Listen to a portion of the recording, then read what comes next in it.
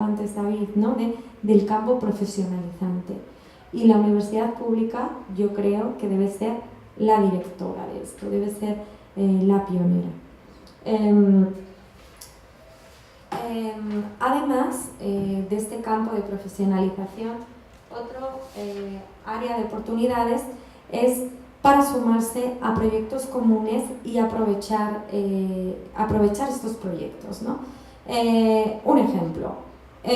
Disponemos de un contexto internacional marcado por la ONU y sus organizaciones y que se plasma en el año 2000 con los Objetivos de Desarrollo del Milenio, que me imagino que conoceréis todos, y desde el 2015 pasan a ser los Objetivos de Desarrollo Sostenible con fecha de cumplimiento en el año 2030. Ojo, diseñados bajo la metodología del marco lógico. Solo voy dejando caer estos temas, ¿no? Estos son los Objetivos de Desarrollo Sostenible, objetivos que han sido firmados por México, ¿sí? Y México anualmente hace un plan de desarrollo, en este caso 2013 al 2018, cada gobierno tiene el suyo, que tiene algunas líneas de acción. Ahí está, el plan de desarrollo de México, ¿sí? Y además de este plan de desarrollo, cada uno de ellos también diseñado por la metodología del marco lógico, que también se llama presupuesto basado en resultados y que es la metodología oficial para el diseño de presupuestos en México. Entonces llegamos a que hay una serie de metas y en la meta 2, que es la del México incluyente, hay una meta que tiene que ver con la pobreza extrema por carencia para el acceso de alimentación, ¿sí? Y aquí llegamos al famoso plan de la Cruzada contra el Hambre. Una cruzada contra el hambre que se lleva a cabo desde la Secretaría de Desarrollo Social y que bueno, tiene problemas serios de aplicación. De hecho, han tenido que hacer modificaciones a mitad del programa y que tiene una metodología, tiene agencias que lo ejecutan, etc., ¿no? Y en este sentido, ¿qué podemos hacer nosotros como organizaciones?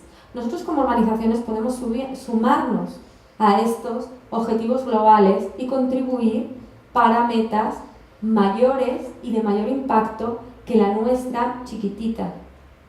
Si hay una tendencia pública a luchar contra el hambre, hay financiamiento para las asociaciones que hagan proyectos en esta línea y mi asociación trabaja sobre estos temas, es el momento ideal para que mi asociación trabaje sobre nutrición.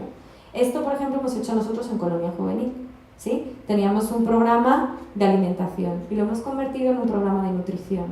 Y entonces hemos podido colaborar 6 años consecutivos con el Indesol, lo que ha beneficiado a nuestros beneficiarios, valga la redundancia, de forma muy notoria, porque hemos podido profesionalizar todo ese área de alimentos, contar con una nutrióloga, hacer análisis, tomar medidas, dar asistencia directa, etc.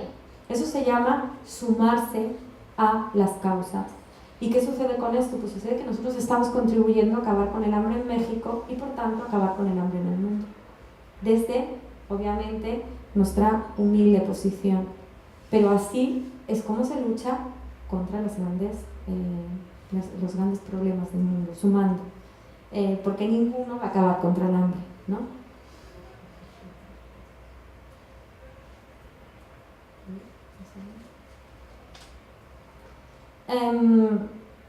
Este es un ejemplo, pero podríamos hablar de muchos otros.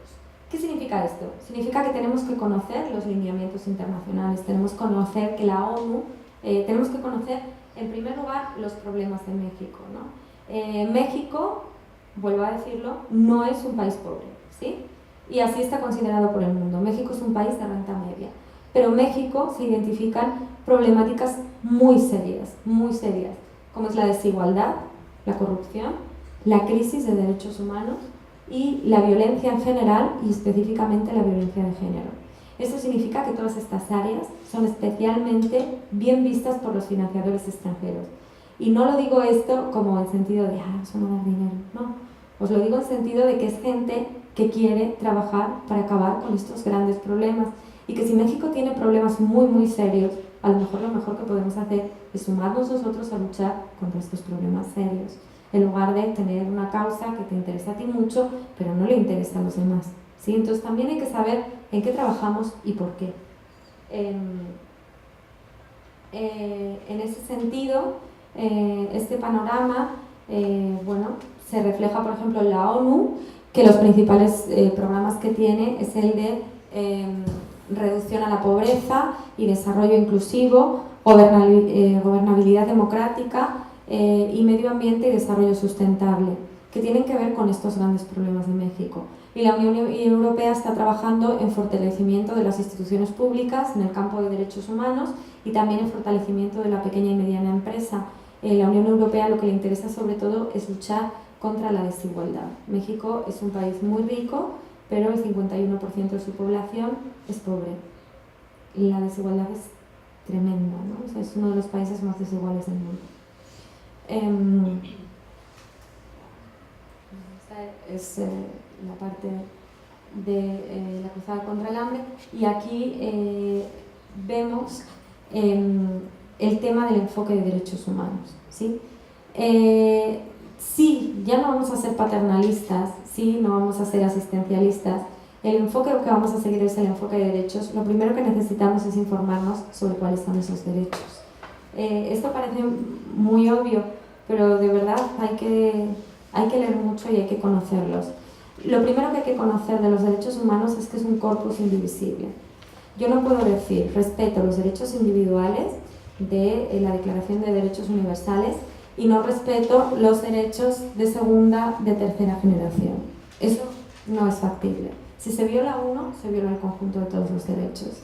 Este es un esquema acerca de todos los derechos a los que tiene derecho el ser humano, ¿no? Y esto es muy importante porque todos los proyectos de acción social se pueden enmarcar en alguna de estas líneas, ¿sí? Garantizar el acceso a derechos es una de las funciones principales que tienen que tener las organizaciones de la sociedad civil, sobre todo en México.